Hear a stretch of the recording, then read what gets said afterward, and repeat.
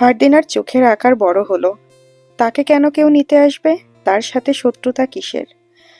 আমাকে নিতে আসছে মানে? সিগারেট না টেনে আমার প্রশ্নের জবাব দাও। আগে সিগারেট, পরে সব। তুমি এত পাখির মতো ফরফর করো কেন? পাখির মতো ফরফর কোথায় করলাম? তুমি কি ঝগড়া বাঁধাতে চাচ্ছ? মেয়ে মানুষের সাথে ঝগড়া ভুলেও না। ওরা তর্কে হেরে শুধু নাকে চোখে কান্না করতে পারে। এখন থেকে আমি আর কথা বলবো না। সুফিয়ান সিগারেট ফেলে বলল, কথা বলার সময় বিরতি নিতে হয়। থেমে থেমে কথা বললে সামনের মানুষটির প্রশ্নের সঠিক জবাব দেওয়া যায়। বুঝলে? বুঝেছি। কি বুঝেছ? আমাকে ওরা কেন নিতে এসেছে এই প্রশ্নের পর তুমি যে সময়টুকু চুপ ছিলে ততক্ষণে সঠিক উত্তর খুঁজেছ। এখন বলো, ওরা হয়তো তোমাদের শত্রু। আমাকে দেখে সামনে এগোয়নি। আমাকে নিয়ে ওরা কি করত? তুমিও যেখানে আমিও সেখানে। ওরা কি করত কিভাবে বলবো? দুজনে অশ্বের পৃষ্ঠায় চেপে বসে। ৩৫ মিনিটের মধ্যে বাড়ির কাছে তারা পৌঁছে যায়। সুফিয়ান অশ্ব থেকে নেমে লাগাম ধরে ধীরে ধীরে হাঁটতে লাগলো। ফারদিনা অশ্বের পৃষ্ঠায় বসে আছে। সুফিয়ান চুপচাপ। তার নীরবতা ফারদিনার ভালো লাগছে না। বলল, তুমি জানো আমি একটা মহৎ কাজ করেছি। কি করেছ? গোলাপ ফুলের চারা লাগিয়েছি ছাদের উপর। আমি রোজ ওদের যত্ন নেই, হঠাৎ গোলাপের গাছ লাগালে? গোলাপের গন্ধ স্নিগ্ধ। আমাদের অনেক ফুল গাছ আছে, গোলাপ ছিল না, তাই আমি গোলাপের ঘাটতি পূর্ণ করলাম। ভালো হয়েছে না? ভালো হয়েছে। ওদের যত্ন নিতে হবে, নয়তো মরে যাবে। আমি যত্ন নেব। তুমি গাছগুলো দেখে এসো একদিন। আচ্ছা, যাব। একটা কথা বলবো? বলো। তুমি আমার উপর বিরক্ত? হ্যাঁ, আজকাল খুব জ্বালাতন করছো আমায়। আমি যেদিন তোমায় বিরক্ত করা বন্ধ করে দেব সেদিন তুমি বিরক্ত হবে। সুফিয়ান প্রসঙ্গ পাল্টে বলল, গোলাপ ফুটলে সর্বপ্রথম কাকে দিবে? যেদিন দেব সেদিন জানতে পারবে। জানি না তোমার দেওয়া গোলাপ কাকে দাও, দেখতে পারবো কিনা, রসিকতা করে বলল সুফিয়ান। ফারদিনা কোমল কণ্ঠে বলল, পারবে। কিন্তু তুমি তো আমার উপর বিরক্ত। যেদিন গোলাপের পাপড়ির মতো আমিও ঝরে যাব সেদিন বুঝবে। তখন থেকে উল্টোপাল্টা কি বকছো? ঠিকই বলছি। যেদিন দেখবে আমার গোলাপগুলো অযত্নে ঝরে পড়ে গেছে সেদিন ভাববে আমিও ঝরে গেছি। সুফিয়ান বেশ বিরক্ত হলো। অতি কষ্টে বিরক্ত স্বর আড়াল করে নম্র কণ্ঠে বলল, আমি বিরক্ত হচ্ছি না। আমি বিনামূল্যে আনন্দ পাচ্ছি, বিনা বিরতিতে। ভালো না? ফারদিনা মুখ ভেঙচি দিল। তালুকদার বাড়ি সোজা গিয়ে ডান দিকে, তার আগে সুফিয়ানের বাড়ি।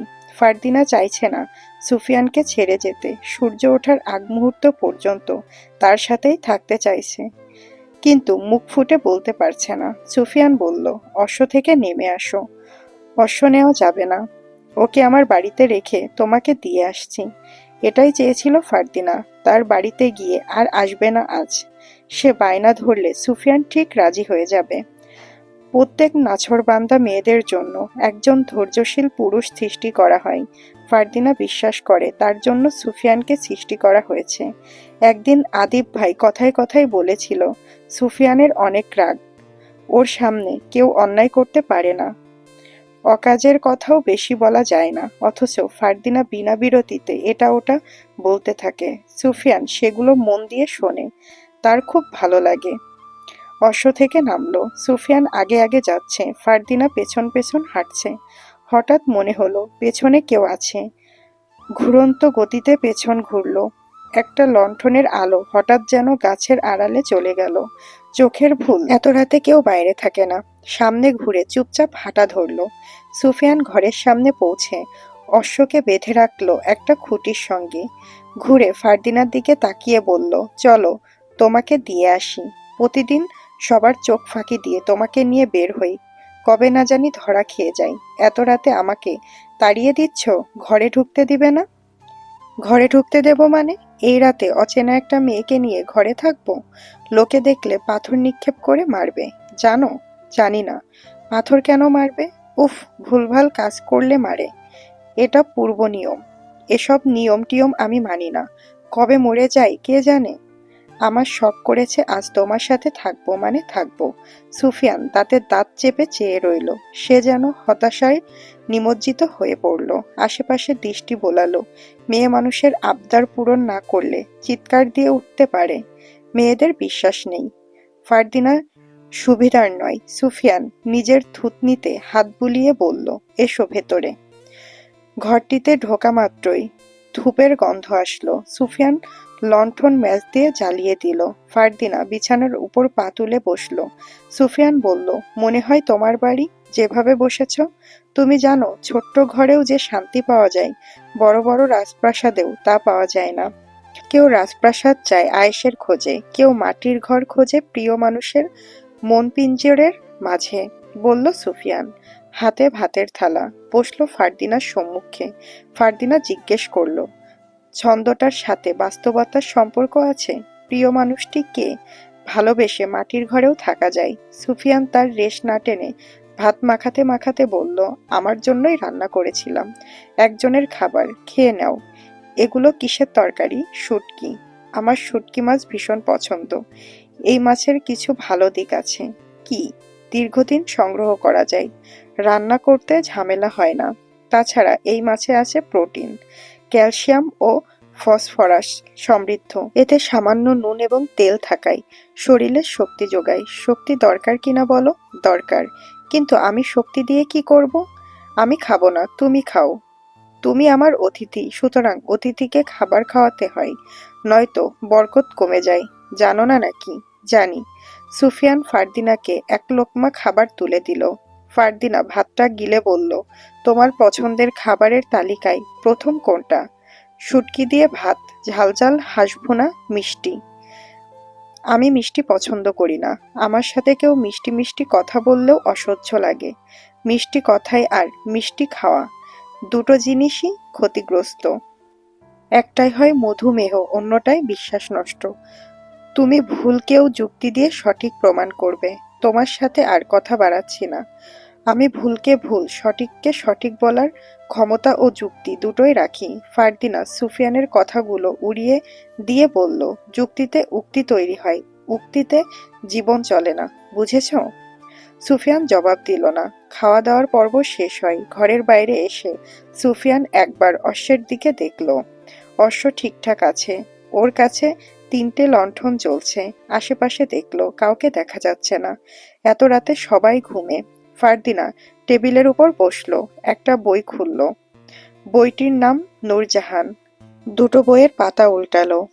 গল্পের শুরুতে সেলিম নাম দেখা গেল। ফারদিনার ধৈর্য কম, বই পড়ার মতো ধৈর্য তার নেই।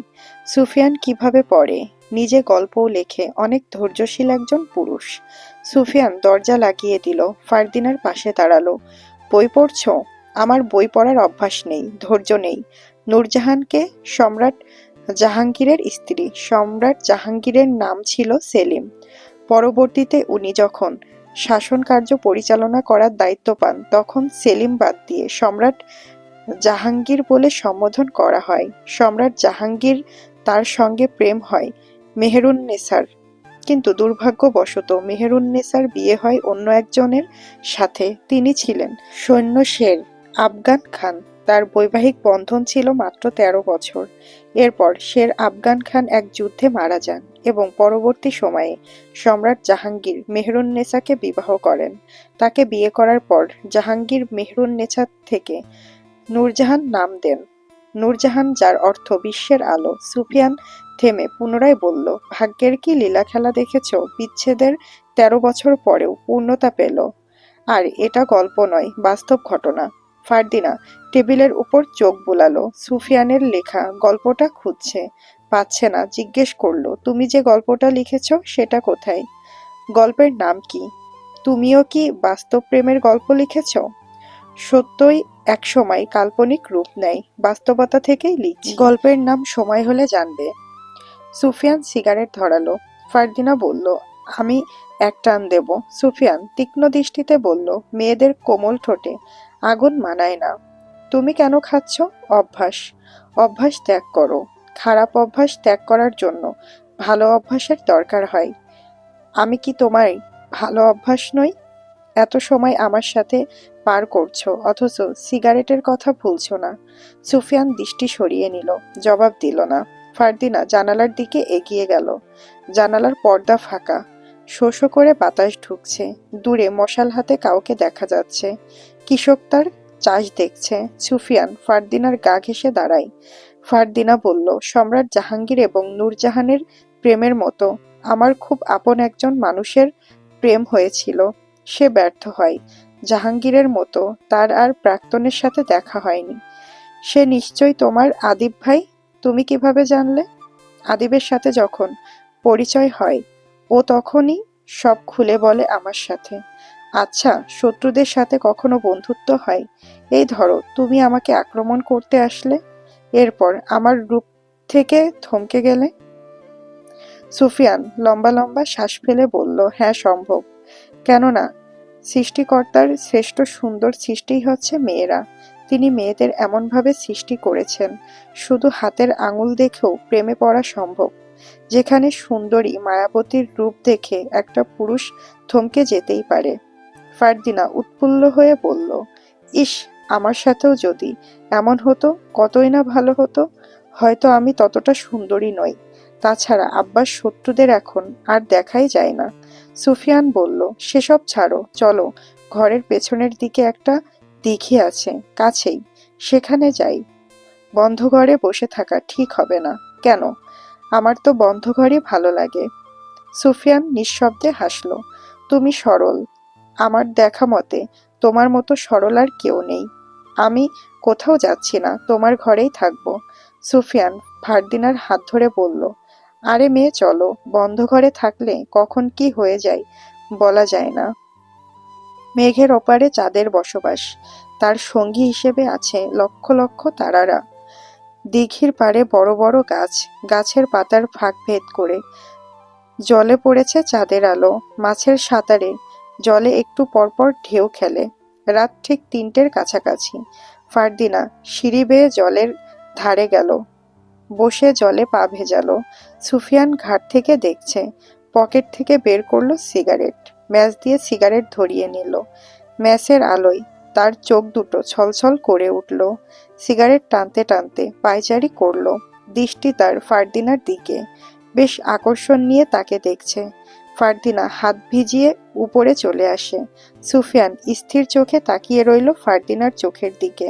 ফারদিনা বলল, কি দেখছো? সুফিয়ান জবাব দিল না। চোখের ভাষাতেও জবাব পাওয়া গেল না। ফারদিনা ঢোক গিলে বলল, এভাবে কি দেখছো? সুফিয়ান সবে যেন হুঁশে ফিরল, থতমত খেয়ে বলল, তোমাকে দেখছিলাম। তোমাকে বাড়িতে দিয়ে আসি, চলো। হয়তো আর কিছু সময় পর ভোরের আলো ফুটবে, কেউ দেখে ফেললে কেলেঙ্কারি হয়ে যাবে। তুমি আবার আমাকে তাড়িয়ে দিচ্ছ। যখন আমি থাকবো না তখন বুঝবে তুমি কি হারিয়েছ। তার আগে আমি তোমার জীবন থেকে হারিয়ে যাব। ফারদিনা বিস্ময়ে বলল, মানে? সুফিয়ান হাসল। হাসির এক পর্যায়ে চোখের জল মুছল আড়ালে। বলল, মানুষ কত কারণেই তো হারিয়ে যায়, তাই না? আজ আমি আছি, কাল নাও থাকতে পারি। ফারদিনা রেগে বলল, হয়েছে, বিরক্ত হচ্ছ? থাকো তুমি, আমি চলে যাচ্ছি। বলে ফারদিনা পথের দিকে হেঁটে যেতেই সুফিয়ান পেছন থেকে চেঁচিয়ে বলল, ওহে আমার রাগিনী, রাতে এভাবে কোনো মেয়ের সাথে থাকিনি। ফারদিনা যেতে যেতে বলল, আর থাকতে হবে না, আমি চললাম। সুফিয়ান দ্রুত হেঁটে ফারদিনার পথ রোধ করে দাঁড়ায়। ফারদিনা দাঁড়িয়ে গেল। সুফিয়ান ঢং করে বলল, তোমার আব্বা রশিদ তালুকদার তো? সত্যিই কি উনি তোমার আব্বা, নাকি তোমার মা? ফারদিনা চোখ কপালে তুলে তাকালো। সুফিয়ান বলল, আসলে আমি বলতে চাইছিলাম, তোমার যে রাগ, একটু হলেই অজগর সাপের মতো ফোঁসফোঁস শুরু করো। রশিদ চাচা তো এত রাগী না। আপনার খুব হাসি পাচ্ছে, তাই তো? হাসুন আপনি, আমি গেলাম। আরে বাহ, তুমি থেকে আপনি হয়ে গেলাম। কি মেয়ে মানুষ রে, সাংঘাতিক। তোমাকে যে বিয়ে করবে সে তো গেল, পান থেকে চুন খসলেই গর্দান কেটে নিবে বলে হাসলো। ফারদিনা হঠাৎ চোখ বড় করে তাকালো। সুফিয়ান তার দিকে দেখলো। ফারদিনা সুফিয়ানকে অতিক্রম করে তার পেছনের দিকে চেয়ে আছে। চোখের সামনে ভয়ঙ্কর দৃশ্য দেখলে মানুষ খানিকক্ষণের জন্য থ হয়ে যায়, চোখের আকার বড় হয়ে যায়, স্থবির হয়ে যায়। কি দেখছো? সুফিয়ান জিজ্ঞেস করলো। তোমার পেছনে কেউ দাঁড়িয়ে আছে। সুফিয়ান ধীর স্থির পেছন ঘুরল। দূরে কেউ লণ্ঠন হাতে দাঁড়িয়ে আছে, চোখ দুটো সাদা সাদা। স্পষ্ট দেখা যাচ্ছে 10 থেকে 15 হাত দূরে লোকটি। সুফিয়ান লোকটির দিকে এগোতে চাইল। ফারদিনাত সুফিয়ানের হাত ধরে বলল, যেও না, আব্বার লোক হতে পারে, দেখে ফেললে নির্ঘাত শেষ। ইতিমধ্যে আমাদের দেখে ফেলেছে, ছাড়ো আমাকে। ও ওভাবে দাঁড়িয়ে আছে কেন জিজ্ঞেস করি, কিছু বলার থাকলে তো বলবে। সুফিয়ান গেল, ফারদিনা তার পেছন পেছন হাঁটল। মজিদ মিয়া লণ্ঠন হাতে দাঁড়িয়ে আছে, তার শরীরের রং কালো। কালো মানুষের চোখের মণি সাদা থাকে, চোখের চারপাশ কালো থাকার চোখের মণি বেশ সাদা দেখায়। এর আলাদা কোনো বৈশিষ্ট্যতা নেই। সুফিয়ান জিজ্ঞেস করল, চাচা আপনি এখন এই রাতে বাইরে কেন, কিছু হয়েছে? মজিদ মিয়া নিশ্চুপ, তীক্ষ্ণ দৃষ্টিতে তাকিয়ে রইল। সুফিয়ান একবার ফারদিনার দিকে দেখল, এরপর মজিদ মিয়ার দিকে চেয়ে বলল, চুপ করে আছেন যে, কিছু বলবেন? বাবা, আমার মাইয়াডা কিছুক্ষণ আগে মারা গেছে, দাফন কাফনের লাইগা কিছু টাকা দরকার। সুফিয়ান অবাক চোখে বলল, কি বলছেন, কিভাবে মারা গেল? চলুন আমিও যাব আপনার সাথে। মজিদ আপত্তি স্বরে বলল, না, তুমি সময় কাটাও, মায়া মানুষ, রাইতে দাফন কাফন করাই ভালো। এত রাতে কাফনের কাপড় কিনতে পারবেন বলে মনে হয় না। দোকান বন্ধ, মানুষের মরণের সময় নাই, দোকান খোলাই আছে। সুফিয়ান কথা না বাড়িয়ে পাঞ্জাবির পকেট থেকে কিছু টাকা বের করে দিল। টাকাটা নিয়ে মজিদ মিয়া পথে হাঁটা শুরু করে। কিছু দূর গিয়ে থমকে দাঁড়িয়ে পেছন ঘুরল। সুফিয়ান ও ফারদিনা নিশ্চুপে চেয়ে রইল। মজিদ মিয়ার আচরণ অস্বাভাবিক মনে হলো। ফারদিনা বলল, মেয়ে চলে গেছে তো, এজন্য হয়তো মাথা ঠিক নেই।